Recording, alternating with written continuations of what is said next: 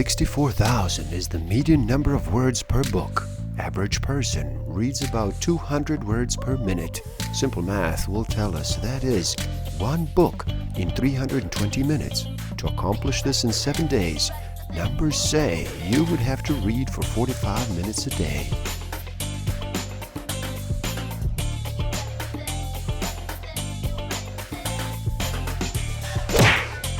Don't forget to subscribe. Hit that notification button, like, comment, and share. Enjoy. Hello, and happy day. How does slowing down sound to you today? Would you like to reduce the noise for just a bit? Are you ready to make a choice and decide to listen? My name is Igor S.F. Walker. I am here to remind people to slow down, to reduce the noise, to walk their lives into a natural flow. Welcome back to the Book of the Week series. Every week, as I read another amazing title, I share it with the world. And today we look at knowledge of the higher worlds and its attainment by Rudolf Steiner. In this video, we look at how path to supersensible knowledge leads the soul through experiences concerning the nature of which it is especially important to avoid all illusions and misconceptions. Yet it is but natural that the latter should arise in such questions as are here considered. In this connection, one of the most serious mistakes occurs when the whole range of inner experience dealt with in true spiritual science is distorted into appearing in the same category as superstition, visionary dreaming, mediumship, spiritism, and other degenerate practices. Stick around until the end. I will share with you some tools I haven't used that will help you tremendously in this game of life.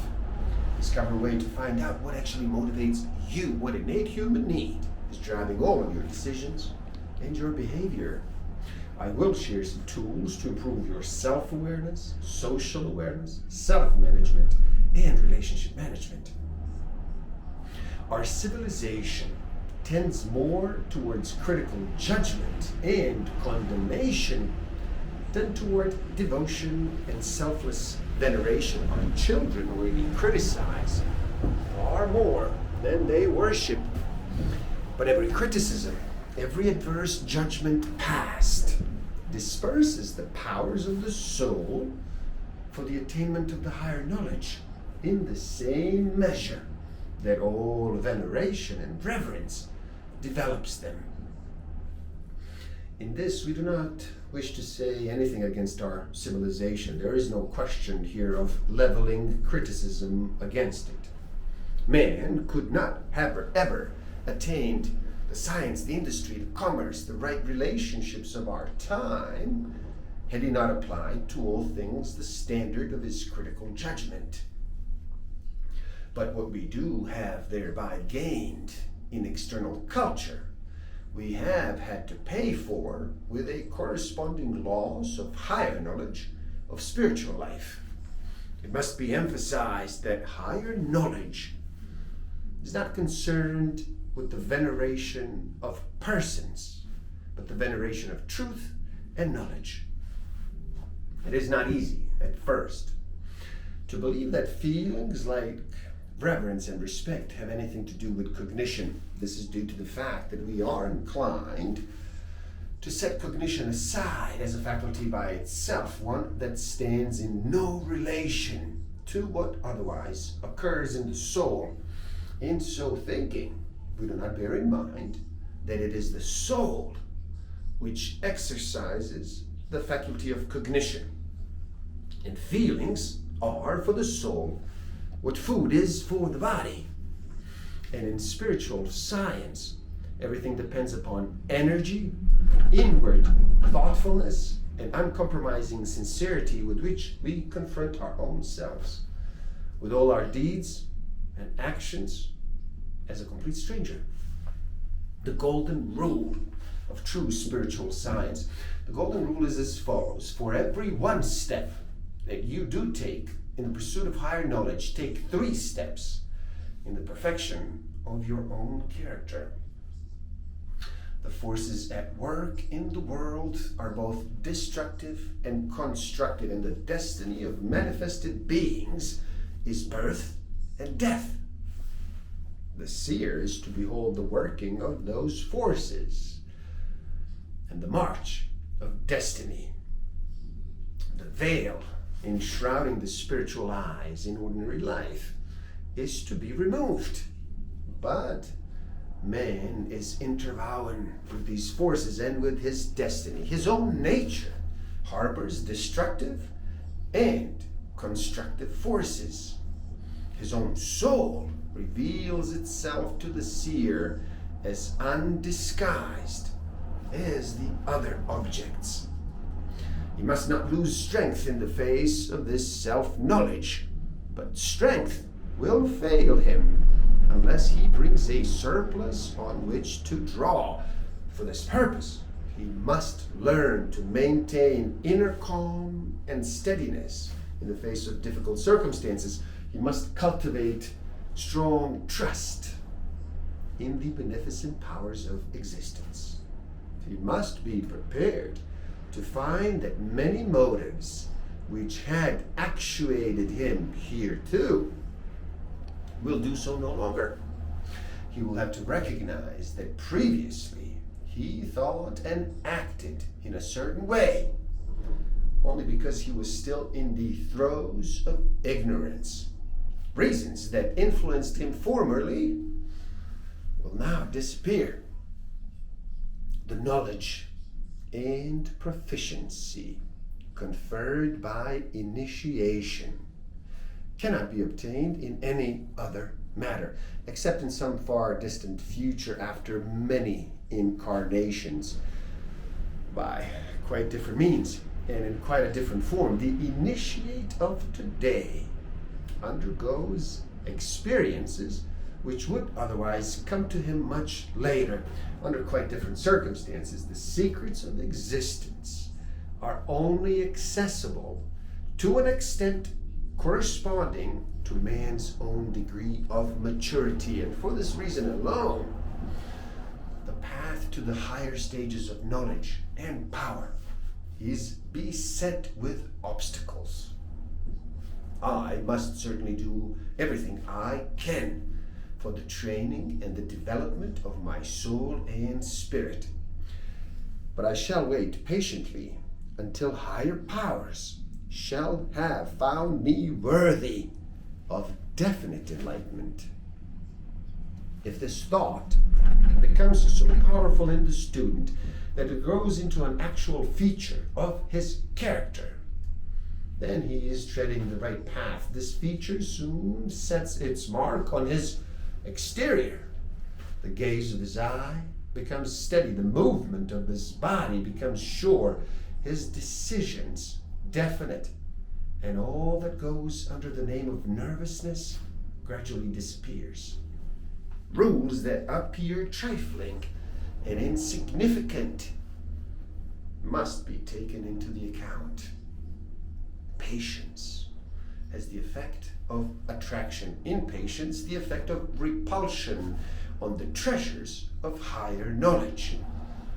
In the higher regions of existence, nothing can be attained by haste and unrest. Above all things, desire and craving must be silenced. For these are qualities of the soul before which all higher knowledge shyly withdraws, however precious this knowledge is. Accounted, the student must not crave it if he wishes to attain it. If he wishes to have it for his own sake, he will never attain it. This does require him to be honest with himself. In his innermost soul, he must in no case be under any illusion concerning his own self. Anyone practicing in an environment filled only with self-seeking interests, as for example the modern struggle for existence, must be conscious of the fact that these interests are not without their effect on the development of his spiritual organs. It is true that the inner laws of these organs are so powerful that this influence cannot be fatally injurious, just as a lily can never grow into a thistle, however inappropriate its environment. So too the eye of the soul can never grow into anything but its destined shape, even though it be subjected to the self-seeking interests of modern cities. But under all circumstances, it is well if the student seeks now and again his environment in the restful peace, the inner dignity and sweetness of nature. Especially fortunate is the student who can carry out his esoteric training surrounded by the green world of plants, or amongst the sunny hills where nature weaves her web of sweet simplicity. This environment develops the inner organs in a harmony which can never ensure in a modern city.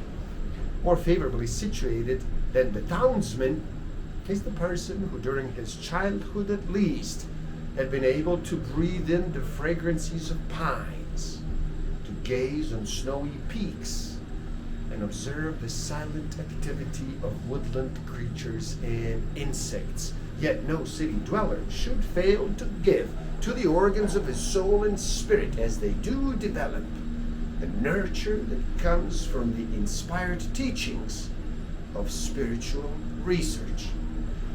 The student must work his way upward to the realization that his thoughts and his feelings are as important for the world as his actions. It must be realized that it is equally injurious to hate a fellow being as it is to strike him. Realization will then follow that by perfecting ourselves, we accomplish something not only for ourselves, but for the whole world. The world derives equal benefit from our untainted feelings and thoughts as from our good demeanor. And as long as we cannot believe in this cosmic importance of our cosmic life, we are unfit for the path that is here described. We are only filled with the right faith in the significance of our inner self and significance of our inner self, of our soul, when we work at it, though it produces an effect, just as does every action of our hand. Acquire the conviction that the real being of man does not lie in his exterior, but in his interior. The student must first apply himself with care and attention to certain functions of the soul, here to exercise by him in a careless and an inattentive manner. There are 8 such functions. The first is the way in which ideas and concepts are acquired. The second of these functions is concerned with the control of resolutions. The student must not resolve upon even the most trifling act without well-founded and thorough consideration. The third function concerns speech. The student should utter no word that is devoid of sense and meaning. All talking for the sake of talking draws him away from his path. The fourth is the regulation of outward action. The fifth function includes the management of the whole of life. The sixth is concerned with human endeavor. The seventh deals with the effort to learn as much from life as possible. Finally, the eighth is as follows. The student must, from time to time, glance introspectively into himself, sink back into himself, and take counsel with himself, form and test the fundamental principles of his life run over in his thoughts the sum total of his knowledge, weigh his duties, and reflect upon the content and aim of life. In esoteric training, there is a question of 4 attributes which must be acquired on the so-called preparatory path for the attainment of higher knowledge. The first is the faculty of discriminating in thoughts between truths and appearance or mere opinion. The second attribute is the correct estimation of what is inwardly true and real as against what is merely apparent. The third rests in the practice of the 6 qualities already mentioned: thought control, control of actions, perseverance, tolerance, faith, and equanimity. And the fourth attribute is the love of inner freedom. A mere intellectual understanding of what is included in these attributes is of no value. They must be so incorporated into the soul that they incorporate a basis of inner habits.